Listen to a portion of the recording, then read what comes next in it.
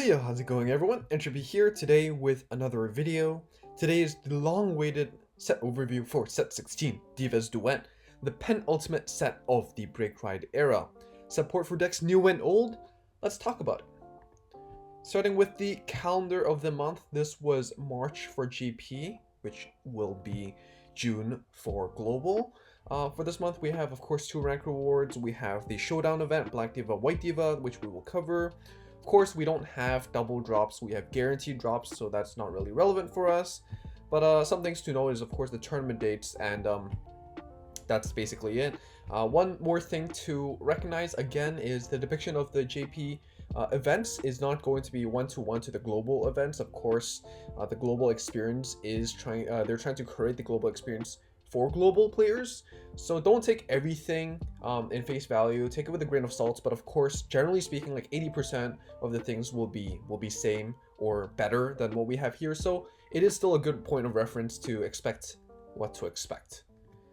So first of all, let's start with the banners. We have Divas Duet. There are actually going to be 2 banners for this set, no medals or anything, but instead, one will feature the black arts for duels and one will feature the white arts. So you can see how there's 2 slots for Bermuda.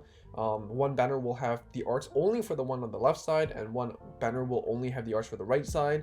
All the other cards, for Aqua Force, for Dimension Police, for Pale Moon, will be the same, so don't worry too much about it. But of course, pick the one that you prefer in terms of aesthetics. All the skills and everything is the same, rates and everything.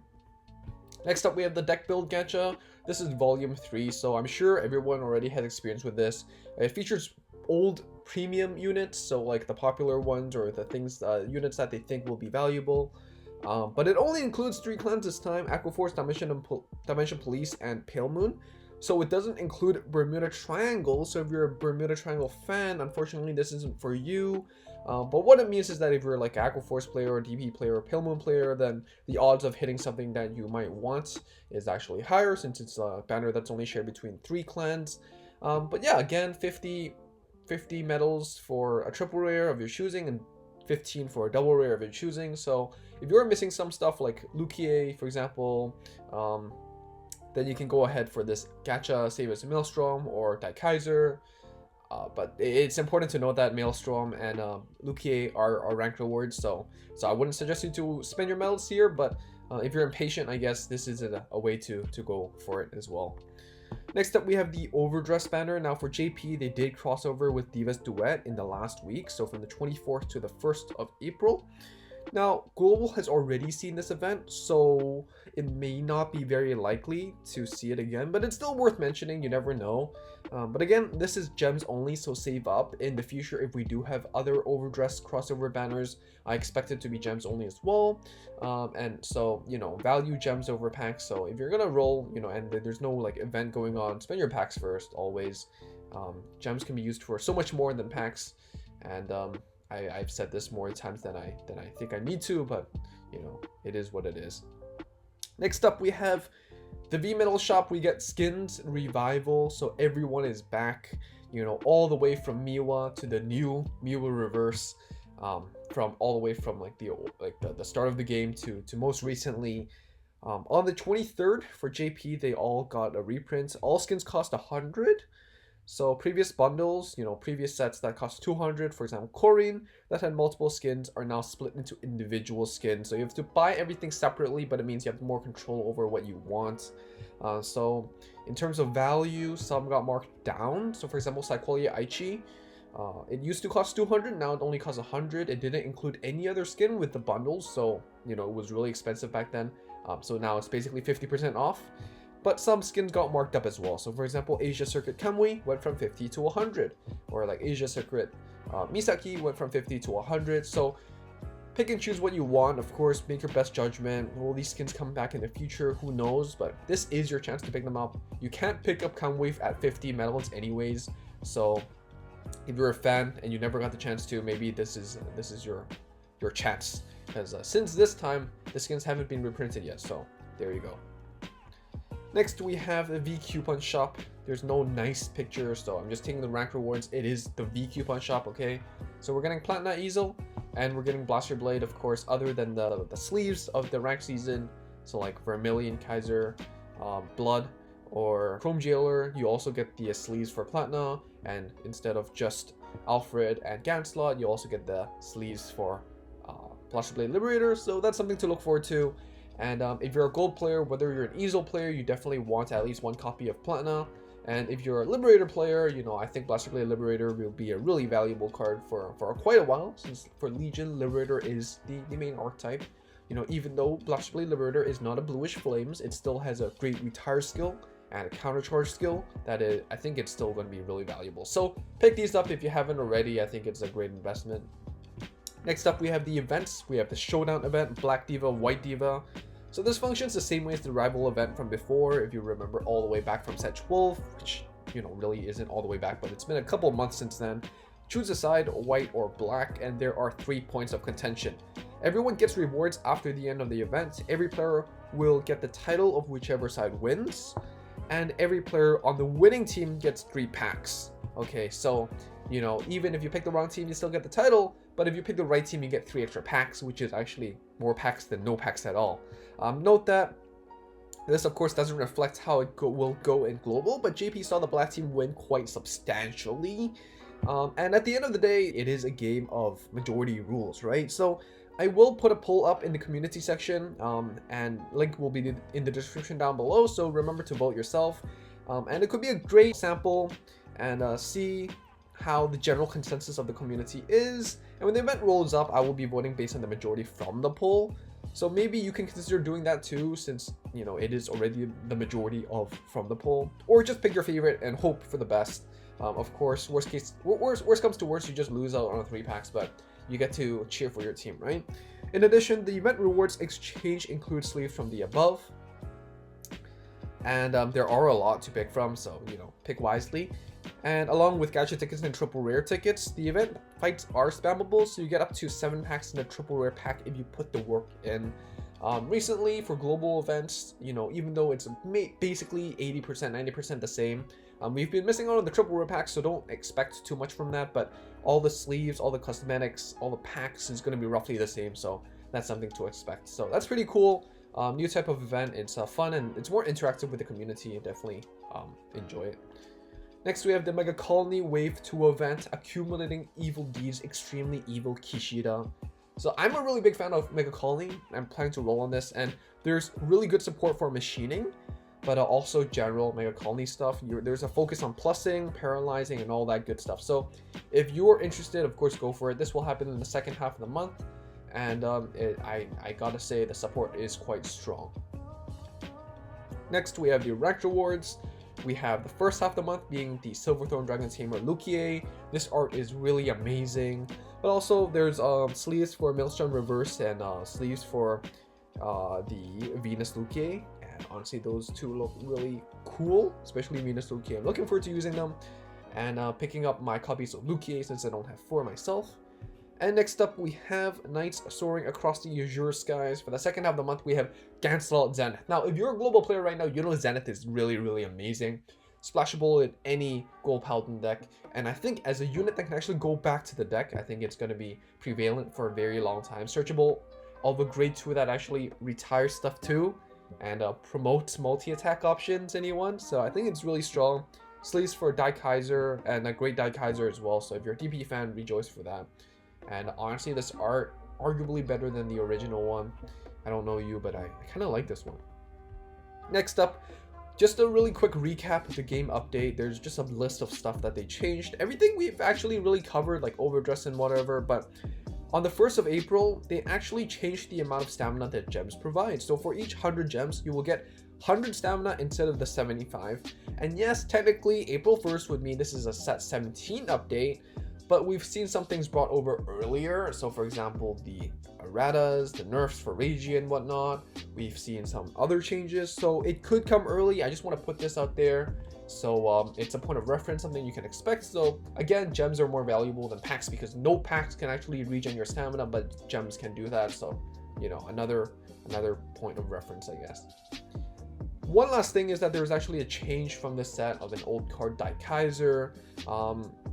This card is no longer going to be once per turn. The break ride skill is no longer going to be once per turn. So before, if you like swung this into a rear guard or something, and then you checked your trigger. Well, when you're swinging it the second time, it doesn't work anymore. So the synergy with Commander Laurel, for example, is a bit weak, bad even, I dare say. But now like, you know, now it's no longer once per turn, so you can actually swing twice and actually proc the drive check skill twice. So guard breaking is more prevalent. There's more odds of happening, and it's just a good buff, I think, overall.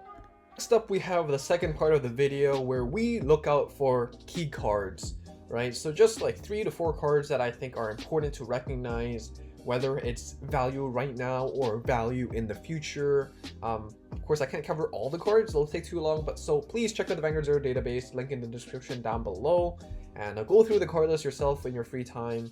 Once again, this is based on investment value, not necessarily the best cards out of the set. So yeah, here we go, starting with Pale Moon. I think Pale Moon got the best support out of this set. Silverthorn Dragon Empress Venus Luque is the boss unit of Pale Moon. Vanguard Circle, limit break 4 once per turn. Counterblast 2, check top 2 from your deck, put up to 2 Silverthorn cards into your soul, and call any number of Silverthorn with the sum of the grades being 6 or less from your soul. So there's more control over this. It is really more reminiscent of the original Luque. You know, Counterblast 2, call, you know, units out from the soul, multiple in one go. But I think there's more control. You can call multiple intercepts or whatnot that you couldn't with the original Luque. So it's nice like that. Vanguard Circle, when your rearguard is placed from soul, this gets +5. So again, reminiscent of the old one. And then it's a cross-run with the original. Now, it also has some key cards like Egg Juggler, which is a generic Pale Moon unit. Rearguard Circle, when placed from your soul, Soul Blast 1 to draw 1. Pale Moon, down the line, might not necessarily be more focused on Silverthorn. You know, there are other archetypes, especially in G. So Egg Juggler, you know, a generic unit that you can just soul charge, pull it out, Soul Blast 1, draw 1 is really solid. Misdirection, I think, is also something that's important to note. In your soul, when your other rearguard is placed from your soul during your turn, you can call this from the soul, and if you call, put this into your soul at the end of turn. So this is kind of like an extra multi-attacker. You know, it follows whenever your units gets pulled out. So whenever you use an Alice or something, this unit comes out for an extra swing and then goes back in. Dodge your opponent's locks, it's nice like that. And Brazzy Bunny, a 6k. In your soul, when your other rearguard is placed from your soul during your turn, you may call this card from your soul. If you called, put this unit into your soul at the end of turn. So it's similar to Misdirection, grade 1 version. So if you have Misdirection and Brazzy Bunny in your soul, call them both out. It's a 14k column, and then tuck it back in so you avoid lock and whatnot. I know Zelma is a really popular unit, 7k purple trapezes for Silverthorns, and it is definitely a very strong card. In addition to its nerf situation still being a big question mark as of this video, Silverthorns do get support down the line, but we won't be seeing Silverthorns for a bit, at the very least not in Legion and early G, and so the archetype limitation of Silverthorns does hinder its investment value, and so I did choose to focus on these generic units more. But overall, Silverthorn is still a really strong archetype, and of course, Venus Luque alongside the Silverthorns from this set is definitely at least tier 2 solid contender for tier 1 based on JP results and tier list. So yeah, it's pretty strong. Next up, we have Bermuda Triangle with dual Temptation Riot. Now another cover art unit. Vanguard Circle, limit break 4 once per turn. When this unit attacks, it gets the following ability until end of battle. Vanguard Circle, at the end of the battle, counterblast 2, discard 2 dual cards with the same name. To stand this unit, draw 2 cards, and this gets +5. And Vanguard Circle, this unit, when this unit attacks the Vanguard, Soul Blast 1 to return a dual rearguard to your hand. So what this means is that you can call stuff out, you know, of course, not commit, you know, call out a PG, you can just bounce it back to your hand. You can have a unit that have the same name as a card from your hand, bounce that when this attacks, and then at the end of battle, use those 2 units to discard and restand. Restanding Vanguards are always good. That's kind of a universal thing everyone can agree with. So, you know, who knew that a restanding Vanguard would be good? Especially one that actually lets you recuperate the draw 2. You know, something that Commander Laurel doesn't do for you, which is why it's a bad card. Some other key cards to note is Dual Mini Heart Rone. This is a grade 2. When this unit attack hits a Vanguard, counterblast 1, return one of your other dual rearguards to your hand, and add a card with the same name as that unit from your deck to your hand. So, you know, you can call it a PG, hit, bounce the PG back to your hand, add another free PG to your hand, of course, or you can just, you know, bounce anything from your board, and then use that as cost for Riot. So it's great synergy, it's just really strong, really good card. Grade 1, we have Urel and Kura. So Ural is the one with the trident, and Kura is the one with the umbrella. Both are 5Ks. Both are Soul Blast 2 skills. The first one lets you draw a card, the second one lets you countercharge 2. As we're getting closer to Legion, you will know that you really want to accelerate your drop zone in Legion fast, right? So having a way that, you know, helps you immediately add 2 cards to your drop zone is just really good, as well as help you plus by drawing a card or just countercharging. And we've seen how great these Soul Blast 2 draw ones have been, you know, with Energy Charger or Rising Phoenix. You know, these cards, these clans just really like it. And, you know, you can say the same with most clans really. So it's just solid. Cards in hand, definitely much harder to accumulate in Zero than in Vanguard, the TCG, so it's really welcome. While some of the cards require the new archetype name, Duo, many cards actually have a mix of the archetypes. So for example, the new PG is Prism Duo Aria, so it's Prism and Duo. This opens a lot of possibilities for synergies, as unlike certain clans, you can actually mix and match these options. As such, the archetype limitations are actually less stringent in Bermuda than in most other clans, and thus does not have the lesson value other archetype specific units have. And so you see how Pale Moon, I focused on the non-archetype specific cards, but in Bermuda, yes, they are dual cards, yes, they are Prism cards, but there are a lot of support down the line for these archetypes, and these archetypes are really flexible because you can use them in dual, you can use them in Prism, you can use them in both, you can use them in neither. So it's really strong. I think Bermuda is always really good like that. They have really good support every single time, and really flexible units overall. Next up, we have Dimension Police with Ultimate Dimension Robo Great Daikaiser. Limit Break 4, when this unit attacks, Karma's 2 to draw a card and get +1 drive until end of battle. This has great synergy with Daikaiser, for example, which requires you to drive check a trigger in order to proc the guard break. In addition, Vanguard Circle, when this attacks, if its power was 15k or greater, right before attacking, countercharge 1, help you refund the counter blast that you spent on either the break ride or the attack skill. In addition, it is a cross ride with the original Daikaiser. So this card is pretty good. I think you know, the high roll aspect of the break ride, it makes it really inconsistent. But Great Daikaiser helps you, you know, make it slightly more consistent by getting 1 more drive check. There are ways to fetch this and secure your break ride into Great Daikaiser too, so that's really neat. In terms of the support, grade 1 Dimension Robo Kaiser Grader is pretty solid. Vanguard Circle, if your Vanguard is the Dimension Robo Kaiser, put this into your soul to ride Super Dimension Robo Daikaiser from your deck. This means that going into Daikaiser has never been easier than before. Next, we have Diabadet, grade 2 Dimension Robo.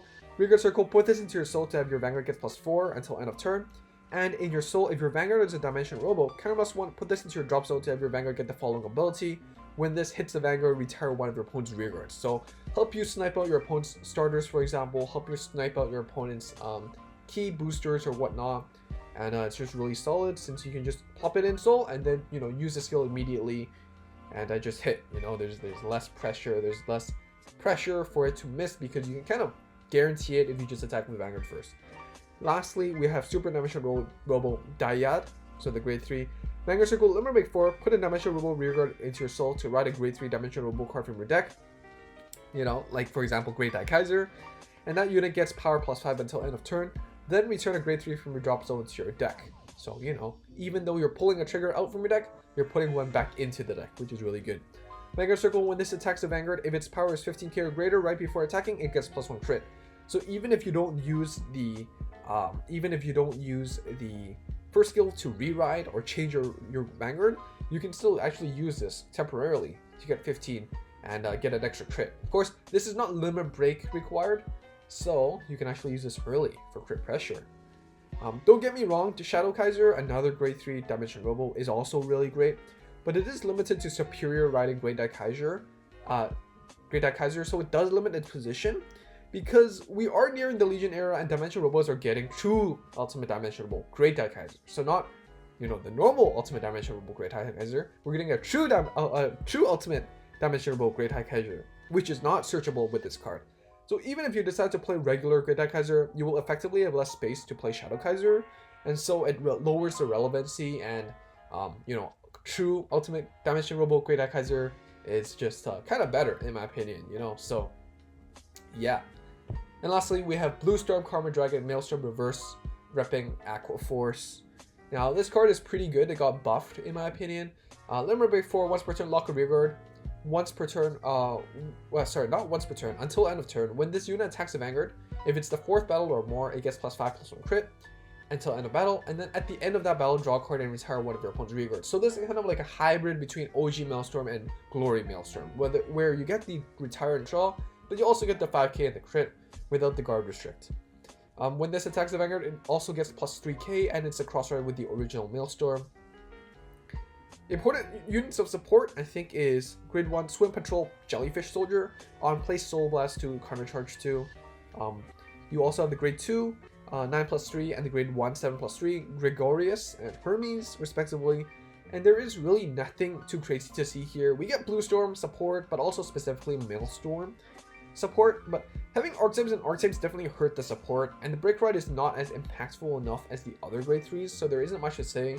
Generally speaking, you're going to splash Maelstrom Reverse into the existing Maelstrom build with a few changes here and there, but it is still kind of, you know, you're not building a Blue Storm deck necessarily, but you're still building a Maelstrom deck. So a lot of the support might not necessarily be the most applicable.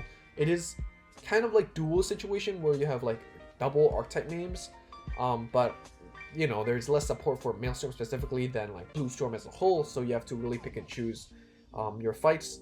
And I think one thing to know, just for fun and flavor, is the flavor text says you could choose to progress instantly or to fall in pain, because originally it had the 5k and the crit, and then if it didn't hit, you get the draw and retire. So it works differently, and here you just get everything at one go. So you don't really have to choose, you just get both of them. So that's pretty cool, and I love how the flavor text does tie into the skill sometimes. So that is basically it. Well, I try to reflect everything that went on in JP. Again, the global experience can always not be one-to-one to the JP experience.